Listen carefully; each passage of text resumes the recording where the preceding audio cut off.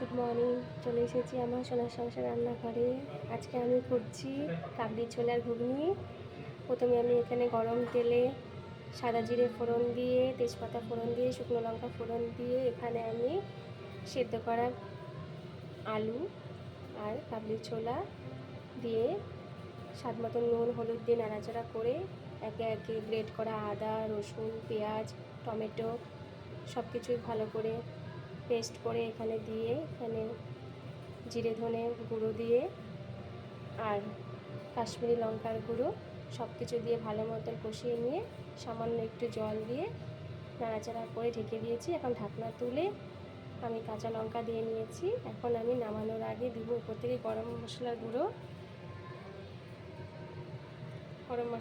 দিয়ে ভালো করে নাড়াচাড়া করে গরম গরম সার্ভ করব কাবলি ছোলার ঘুগনি।